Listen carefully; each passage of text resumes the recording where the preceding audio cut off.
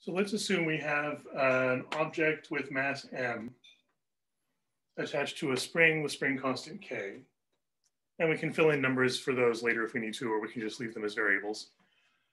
For simplicity, let's assume that the mass is only able to move horizontally, so we don't have to worry about gravity. Let's assume it's mounted on very good wheels or ball bearings, so we don't need to worry about friction. So all we have to consider is the force from the spring itself. Presumably there's some equilibrium location, which we're going to call x equals 0.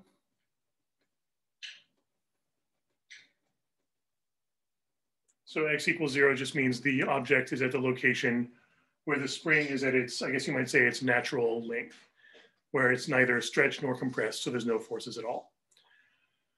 If we have the mass over here, we're going to say x is positive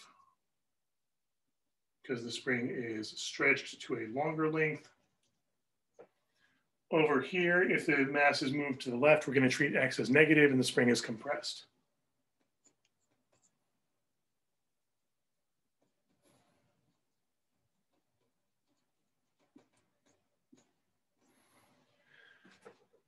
And if we want to draw out a conservation of energy graph here, instead of just looking at like the energy at some initial time and some final time, we're going to be graphing this to look at the energy at lots of different instants in time, lots of different locations. And the graph we're going to be looking at here is a graph of position versus energy. And what's our usual formula for a potential energy of a spring?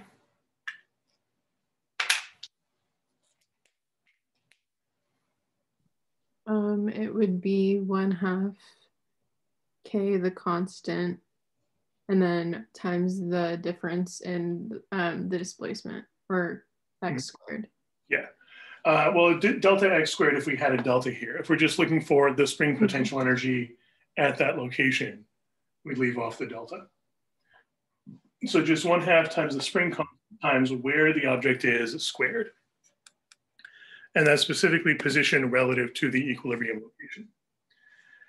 So if we just set up a chart here to start graphing this, well, first of all, what would you expect 1/2 kx squared to look like on this graph?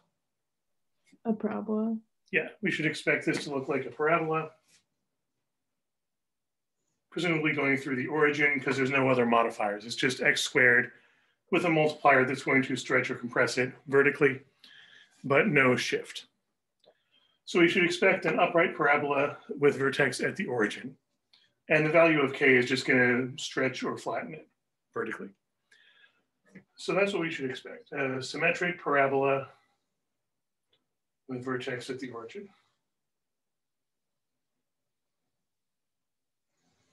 And mathematically, that just keeps going up forever and to the left and right forever. In practice, there's going to be some point where the spring breaks or where you compress it so much it can't compress anymore. But mathematically, we just treat it as going out forever in both directions. Any questions on that so far?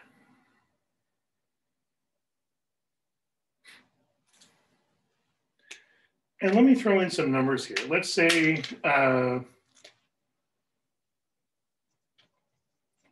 K is, let's call this 4 joules per square meter.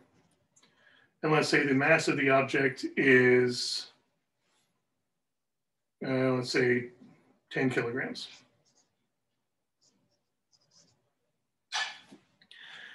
And if we just build this and leave it there, nothing's going to happen. What do we have to do to get this moving? If we want some actual motion here, what would we have to do? Either stretch or compress this spring with a force. Yeah, you could apply a force. Let's say you apply a force to stretch out the spring, hold it there, and then just let go. In fact, let's throw in a number there. Let's say you stretch the spring, let's say 2 meters. Let's say this is a very large spring. You stretch it 2 meters and then you let go.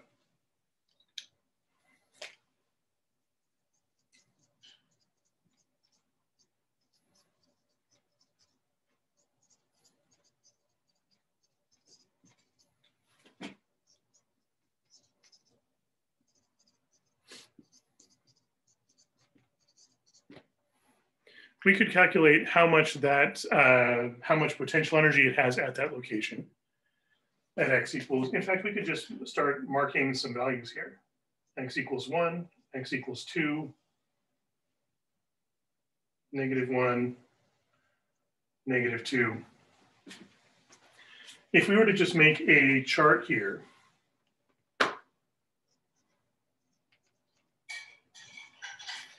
of position and potential energy, and let's say 2, 1, 0, -1, -2. We could just run that calculation. Just plug in 4 for k.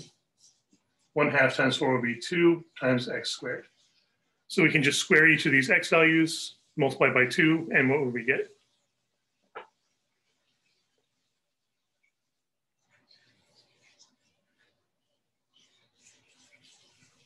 If x was 2, you'd get 8.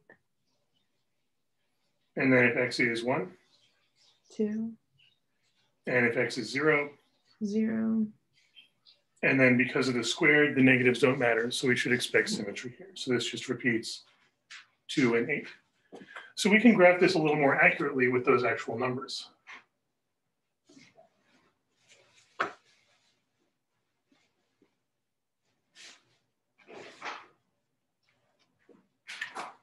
So we've got 0, 0, 1, 2, and -1, 2, 2, 8, and -2, 8.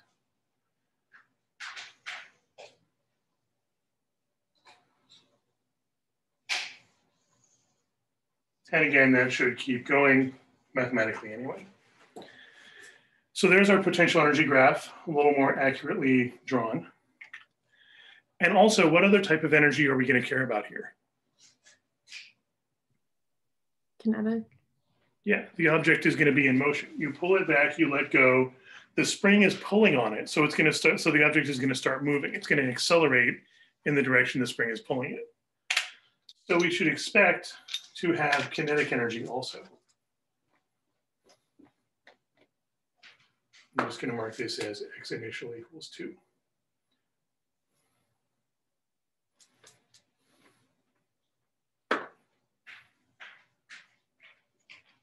So do we know the kinetic energy anywhere?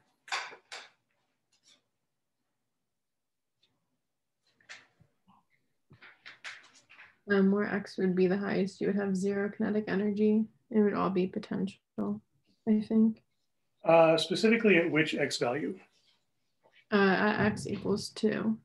Yeah, because if we're at x equals 2 and we have just pulled it to x equals 2 and let go, if you just let go, what's the kinetic energy to start with? 0. Right. So we know that when x is 2, the velocity is 0 meters per second. And this is only really known because this is given information. The fact that we just released it from rest suggests that we start with 0 speed. If we had pulled it back to some point and then gave it a shove, we would be giving it a non-zero initial velocity.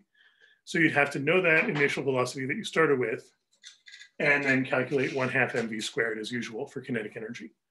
But if we just start from rest, we know that the kinetic energy at that location is 0. We don't necessarily know the kinetic energy anywhere else yet because we don't really know the speed at every location. We can't just use 1/2 mv squared because this isn't v, this is x. But if you know the potential energy and kinetic energy at some location, what can you calculate?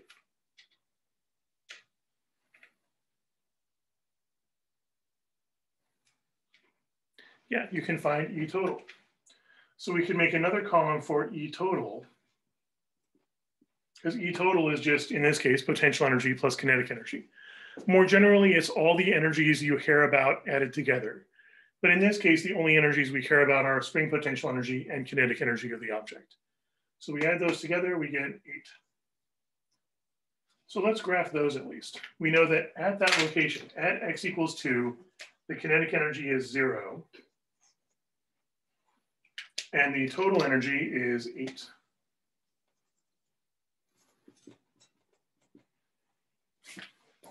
But what else should we be assuming about the total energy?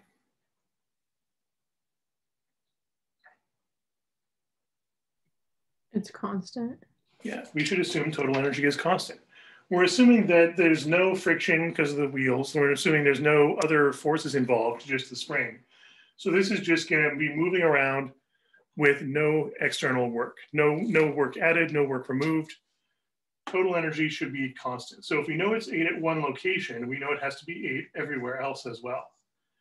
And this is really the keystone of the whole approach, that if there's one single location where you know the values of all the types of energy, you can add those up to find the total energy, and then you know that's the total energy everywhere because it's a closed system. So since E total is the same everywhere, what would its graph look like?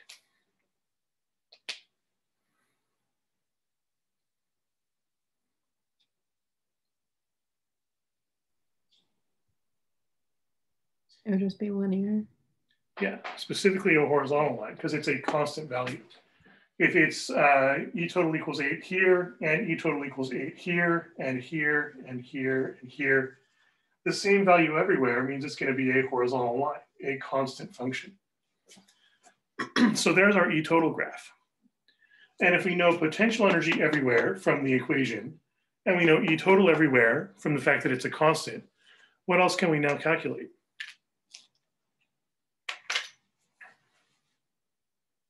Yeah, we can find the kinetic energy everywhere because we know at every location, the energies have to add up to 8. So we just figure out what's left over, or we can even just arithmetically subtract E total minus potential energy. 8 minus 2 is 6. 8 minus 0 is 8.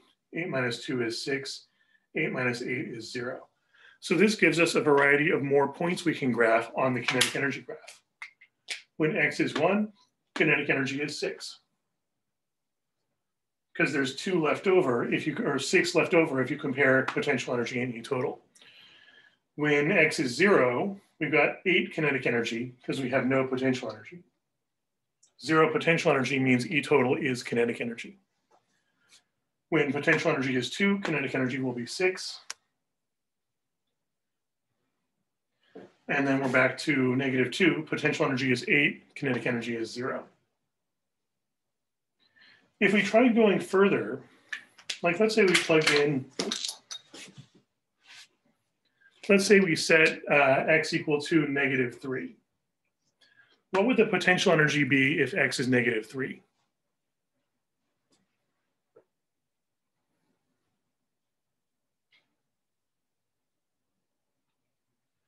If you plug in a -3 for x here, what would you get?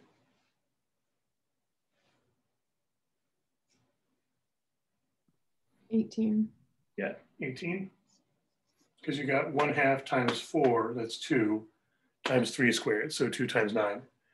And we're assuming the E total is still 8. So what would kinetic energy have to be there?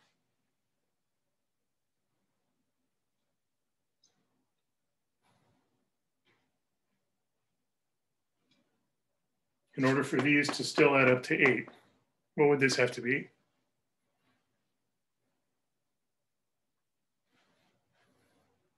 $10? 18 plus 10 is 8? It'd be -10. Yeah. This is going to have to be -10 because these together have to add up to 8. So if you've got 18 potential energy, but you need to add up to 8 total energy, kinetic energy would have to be -10. So if we extended this to -3, we'd have a -18 for kinetic energy. Is that possible?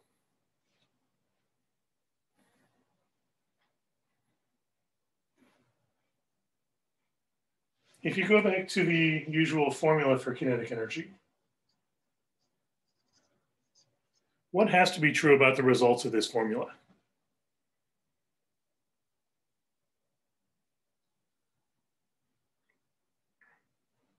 It's got to be positive, yeah. Or at least positive or 0. I would say it can never be negative. The result can be 0 if the speed is 0, or positive, because if the speed is positive or negative, you square it and you get a positive result. And mass, of course, is always positive. So kinetic energy cannot be negative. Kinetic energy must always be greater than or equal to 0.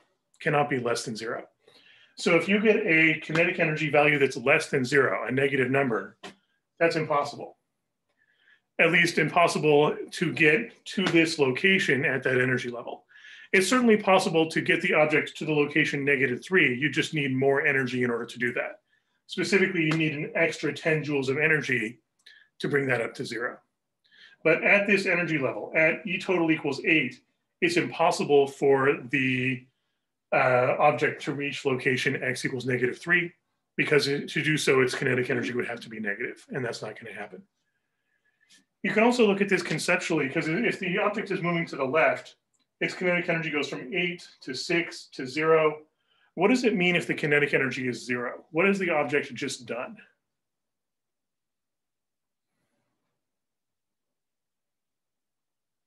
Right, it's come to a stop.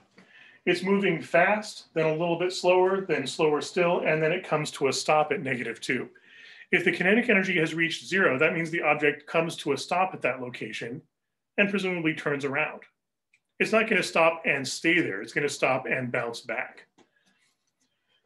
But we know that as soon as the kinetic energy reaches 0, the object is going to stop. You can't go past that point. Conceptually, because the object has come to a stop, it's not going to go further. Mathematically, because kinetic energy can't be negative. So our entire kinetic energy graph, is it just these 5 points, or can we fill in the in-between values as well?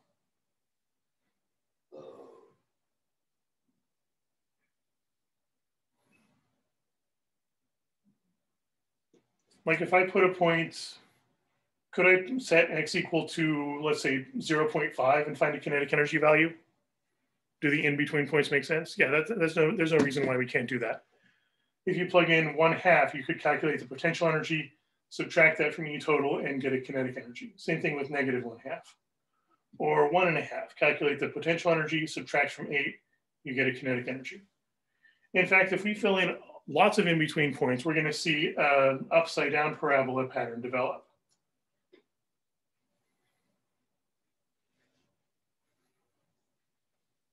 So this is our kinetic energy graph. And why do we get that shape? Why do we specifically get an upside down parabola here?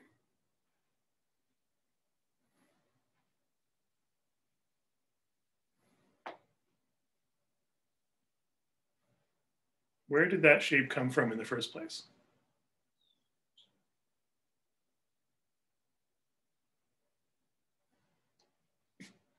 How are we calculating these kinetic energy values to begin with?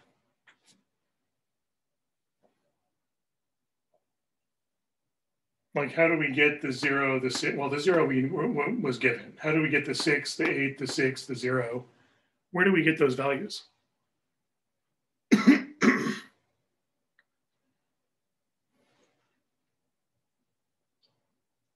Like, how did we know? Yeah, we were just subtracting E total minus the potential energy at that location.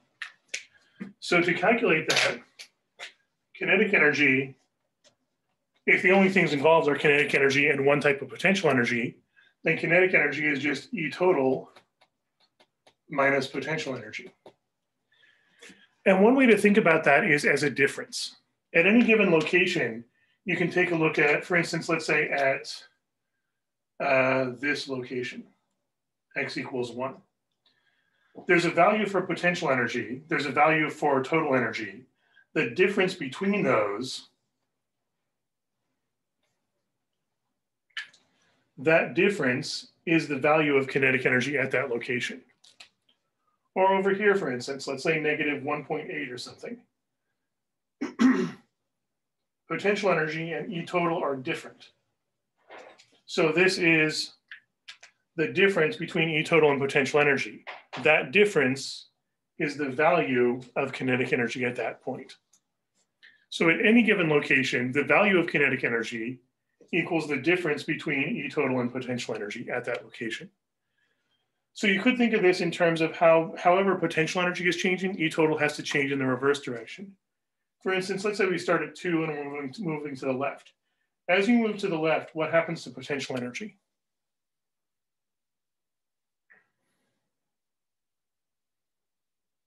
If we're at location x equals 2 and we're moving to the left, what's happening to potential energy?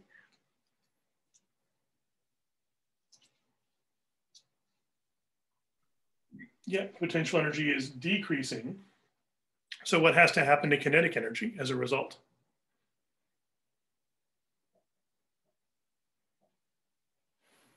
Yeah, it's got to increase.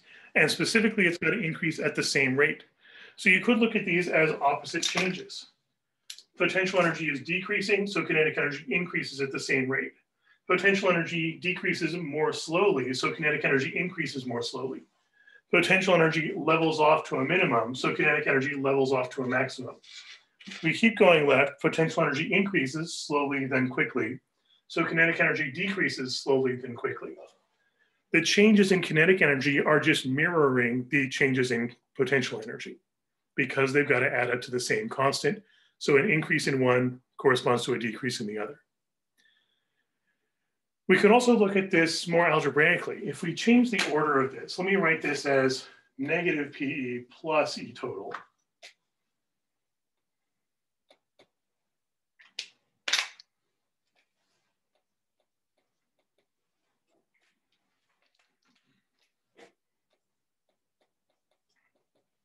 Think back to everything you know about graphing from algebra.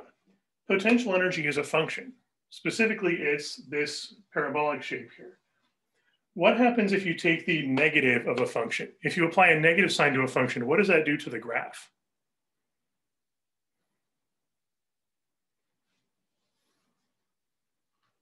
Like if you graph x squared and then you graph negative x squared, what changes?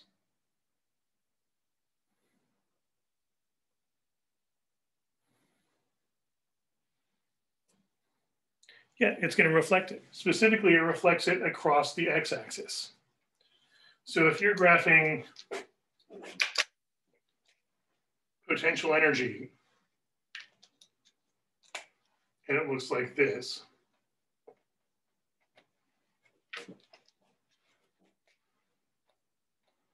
negative potential energy would be the same shape, but reflected across the axis. So if this is your graph of potential energy as a function, the graph of negative potential energy would be the same shape flipped across the axis.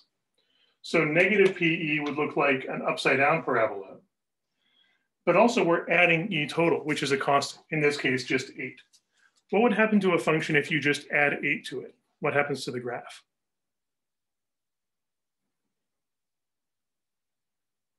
If you change a function to that function plus 8, what would happen to the graph?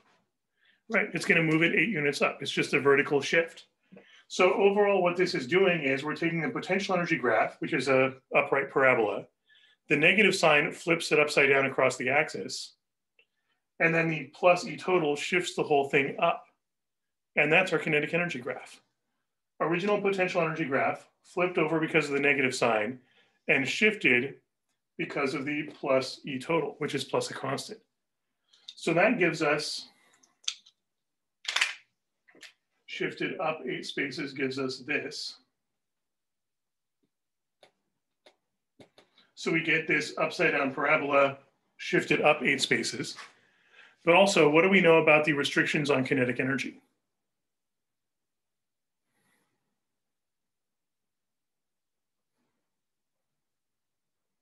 Kinetic energy can't be negative. So we would have to clear off everything below the axis. And that is our kinetic energy graph. So in general, if you're dealing with just one type of potential energy and kinetic energy, and they have to add up to a constant E total, the kinetic energy graph will always look like the same shape as at least a portion of the potential energy graph, flipped upside down and shifted. That's exactly what we've got here. The entire potential energy graph flipped upside down across the axis, shifted, and then cut off at the x-axis because kinetic energy can't be negative. So that's really the reason why we have this parabolic shape here. The shape of the kinetic energy graph is mirroring a portion of the potential energy graph, specifically the portion below E total. Any other questions on that so far?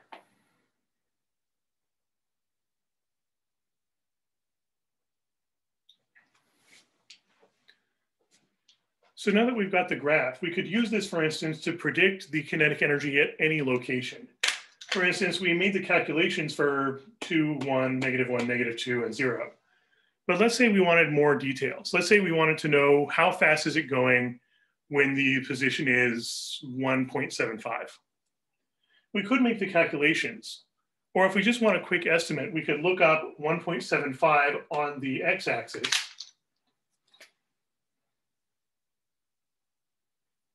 Trace that up to a location on the kinetic energy graph, and then take a look across at the energy axis. Looks like a little less than 3, maybe 2.8 or something. So without even doing any calculations, once we've got the graph, we can estimate that when the position is 1.75, the kinetic energy is about 2.8-ish. You could then set that equal to 1/2 mv squared and solve for v to figure out how fast is it going at the instant it crosses that location. So that's one other use of graphs like this. You can quickly predict, just from visual on the graph, you can quickly predict what's the kinetic energy at any location you want. And then set that equal to 1/2 mv squared and solve for v to find how fast is it going at that location. By the way, what location would you expect it to be going fastest here? Where is the fastest speed going to be located?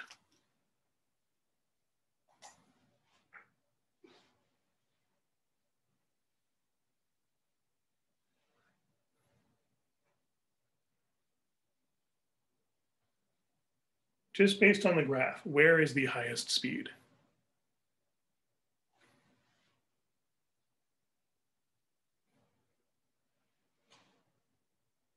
Yeah, at equilibrium, when x is 0, kinetic energy is at its highest. Because we know potential energy is at its lowest, so kinetic energy should hit its highest value at that location. Which means as the object passes through equilibrium, it's going to be going at the fastest possible speed. Because when it's at equilibrium, it has the lowest potential energy, so we would expect the highest kinetic energy. Conceptually, if we pulled it back to 2 meters and let go, it starts off at rest. As it moves, it's getting faster and faster and faster, shown by the kinetic energy graph increasing. As it passes through equilibrium, it's going very fast. But then after equilibrium, it starts to slow down again, losing kinetic energy and gaining potential energy. By the time it gets to -2, same distance on the other side of equilibrium, it's come to a stop. But it doesn't just stay there forever. What does it do? If this mass is stopped on a compressed spring, what's the spring going to do to it?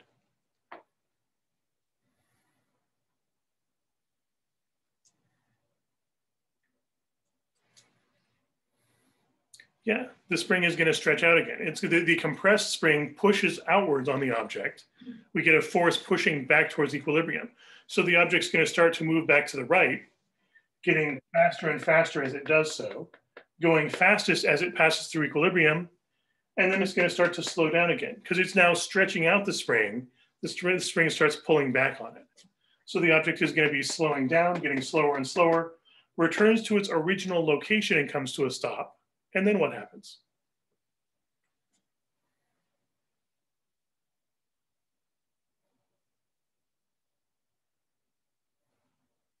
If we now have a stretched spring, what's the stretched spring going to do to this object? It's eventually going to be compressed again. Yeah, because the stretched spring is pulling on the object. A compressed spring will push, a stretched spring will pull. So the object back at 2 gets pulled back to the left again, getting faster and faster and faster, fastest as it passes through equilibrium. And now it's compressing the spring, so the spring is pushing back against it and it's going to slow down. And this cycle keeps repeating over and over again. So this object isn't just moving and stopping. This object is oscillating back and forth over and over and over again. Without friction, this is just going to keep going on forever. In practice, any real physical system is going to have some friction or air resistance or imperfections of the spring, some way of energy turning into heat. So over time, in a realistic scenario, over time, you're going to be losing energy to heat. And each cycle is going to get smaller and smaller and smaller until eventually it comes to a stop at equilibrium and just stays there. But in the theoretical case with no friction, we would expect the oscillations to just keep going forever. But this is an important thing to look for, this sort of shape of a graph. If you have a graph that looks kind of like this, even if it's not a perfect parabola, If you've got just this sort of hump here for the kinetic energy graph, that represents oscillation, because it's at rest when it's far away, gets faster when it passes through equilibrium, gets slower when it's too close, comes to a stop, and bounces back.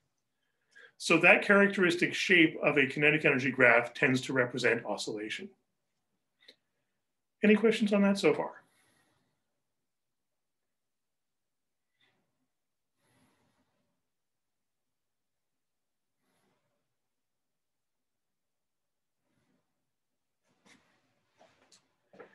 And somebody mentioned force earlier. I think we probably want to take a look at force as well, because force has a very close relationship to these potential energy graphs, but it's kind of subtle to see how. A force is basically just any push or pull that can cause acceleration, a push or a pull that can cause the object to change its speed, change its velocity. And note that a force is not required for an object to be in motion. If you've got an object that's moving and there's no forces acting on it, it's just going to keep moving. A force doesn't cause motion, a force causes a change in motion. So if you want to get the object to speed up, or if it's already moving and you want it to slow down and come to a stop, that requires a force, the change in motion. Do you know anything about how forces are related to energy though?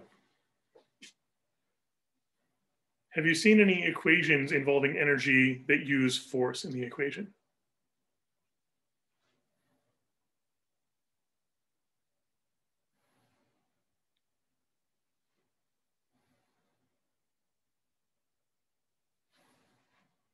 What if we apply a force to an object that moves some distance? What do we call the force being applied times the distance traveled? Acceleration. Force causes acceleration, which is just the change in speed, or how fast the speed is changing. But if you apply a force as the object moves, what do we call this quantity of force times distance? A force applied to a moving object. If you've got a moving object and you're applying a force, what are you doing to it?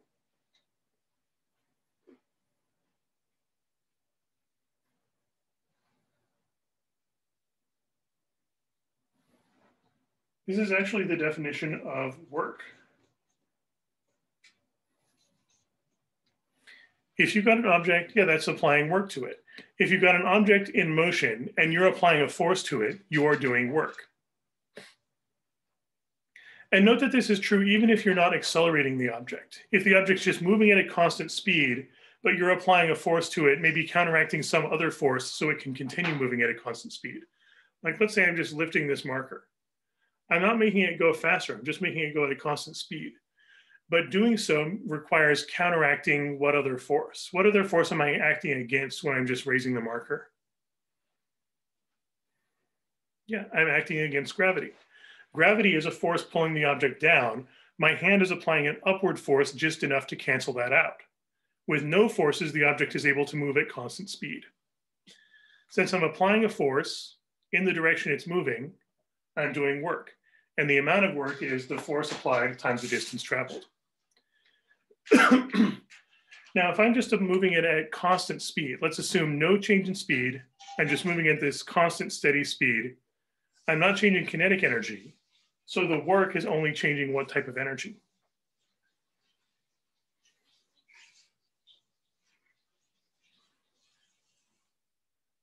Right. The work in that case is just changing the potential energy. Because work is a transfer of energy. But if I'm not changing the kinetic energy, if I'm not making it go faster or slower, all I'm changing is the potential energy. In this case, gravitational potential energy, because I'm changing the height. But in general, if you're applying a force to an object that's not moving, or sorry, not changing its speed, if it's moving but not getting faster or slower, then what you're probably doing is changing its potential energy, assuming there's no friction involved. So the change in potential energy is the force you apply multiplied by the distance the object travels while you're applying this force. However, we don't really want to write this potential energy in terms of the applied force, the force you're applying. We want to write it in terms of the already existing natural force. For instance, if I'm lifting up the object, I'm acting against gravity. So what's the relationship between the force I'm applying versus the force of gravity?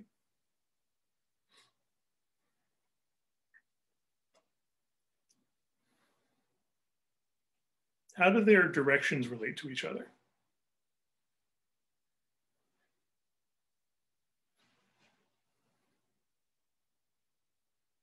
Like if I'm just holding this object still, how does the force I'm applying relate to the force of gravity? Parallel. They're parallel to each other. And specifically, are they the same direction or opposite directions? The opposite directions. Right. The applied force is opposite to the existing force because you want to make sure that the object does not accelerate. We're assuming here that the work is only changing potential energy. So the applied force is the opposite of the natural force. In this case, the force of gravity, or let's say you're compressing a spring. You're pushing inwards on the spring while the spring itself is trying to push outwards. You are acting against the force of the spring. So in that case, if you're trying to compress a spring, the spring force is the opposite of the force you're applying. So in this equation, we can replace the force you apply with negative some other force. In other words, the change in potential energy, if you've got an object moving in the presence of some naturally occurring force, the change in potential energy associated with that force is negative force times distance. Or to put it another way, if you solve this for force, what do you get? If you were to isolate F there.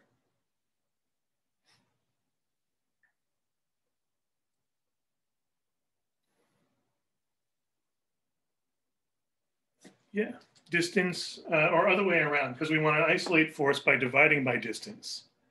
So we divide both sides by negative delta x.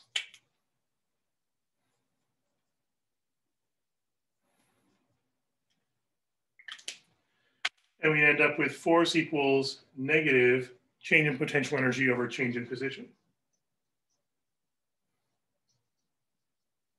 So this is one way of writing how the force is related to the potential energy associated with it. A strong force means lots of change in potential energy per meter. A weak force means very little change in potential energy per meter. No force at all means no change in potential energy as the object moves. But forces are associated with potential energies changing as the object moves, if that force has a potential energy associated with it at all.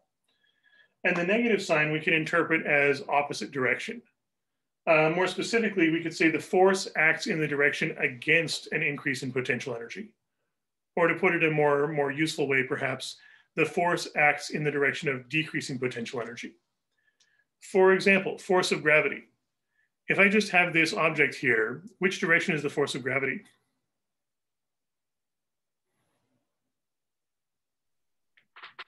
Pushing down on it. Yeah, force of gravity is downwards. What happens to the object's potential energy if it moves downwards?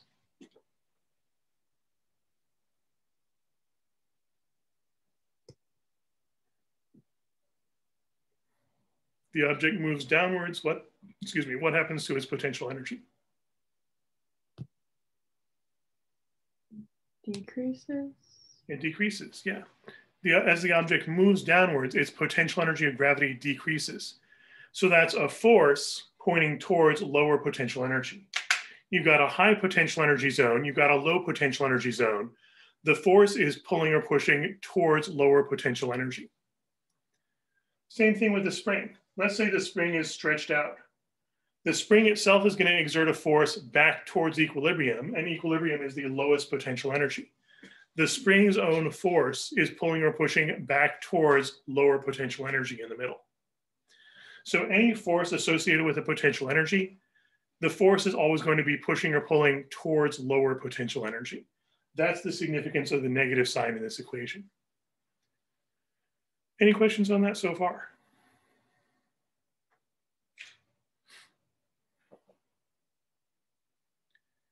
And one other important way to interpret this, we've got a change in potential energy divided by a change in position, delta PE over delta X. How does that correlate to this potential energy graph? How would you interpret delta potential energy over delta X on this graph?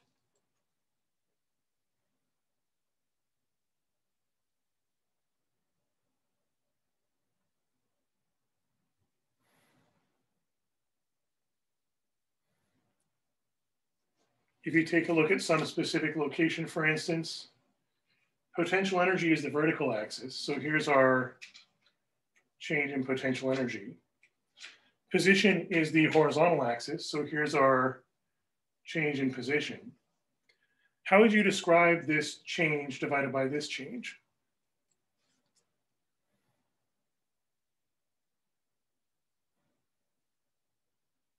That vertical change divided by the horizontal change, what do we call that on a graph? Would that just be similar to the slope calculation? Yep. The slope, specifically the slope of the tangent line. Formally, we should be writing this as a derivative. But the force is the slope of the tangent line of the potential energy graph. So if you know how steep the potential energy graph is, that tells you how strong the force is. And then whether the slope is positive or negative tells you the force being negative or positive, because the force is going to be opposite to the slope. For example, if we draw out that potential energy graph, I'm going to make a tidier version without all the other graphs cluttering it up.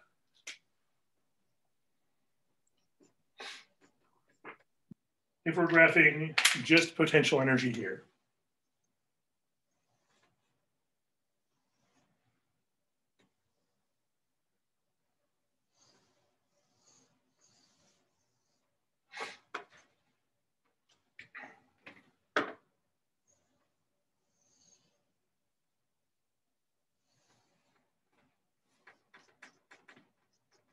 something like that. The idea is that the force of the spring should be the exact opposite of the slope of the potential energy graph. For example, I'm going to draw forces in orange here. Let's say we're looking at this location. What do you know about the slope of the graph at this point?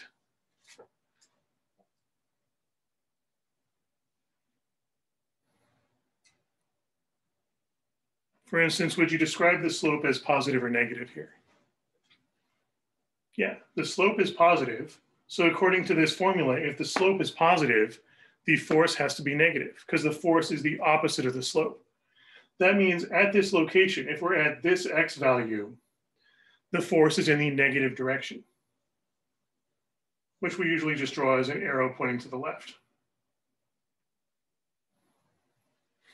So that means if we're at this x value, if the spring has been stretched somewhat, the spring itself exerts a negative force, a force pulling to the left. What if we're at this location? The slope is still positive, so the force will still be negative. But what do you notice is different about this slope versus this slope?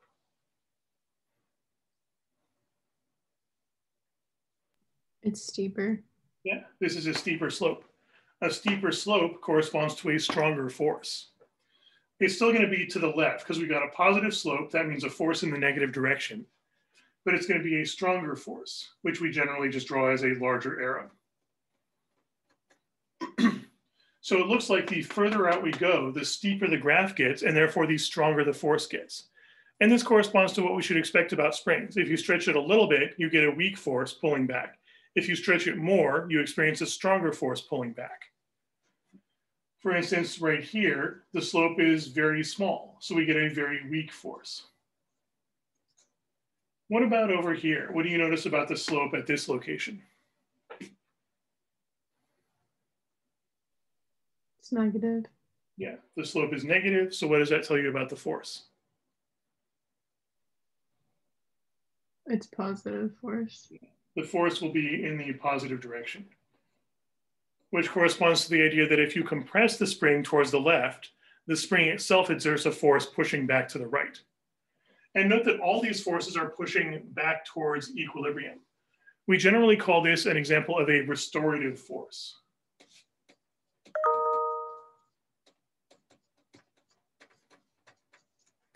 A restorative force means a force that's always pushing back towards some equilibrium location. Also, if you take a look at equilibrium itself, what's the slope at the vertex of the parabola?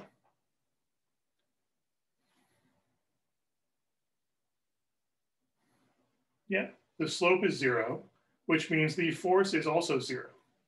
At that one location, the force is 0. And that's really why we call this equilibrium. Equilibrium is a location where there's no force or maybe there are some forces, but they all cancel each other out. So you can interpret the potential energy graph as a way to get the forces. You can figure out the forces at every location if you can find the slope of the potential energy graph. And this also goes in reverse. If you know something about the forces, you can build a potential energy graph by interpreting the force as the slope. Any other questions on those graphs?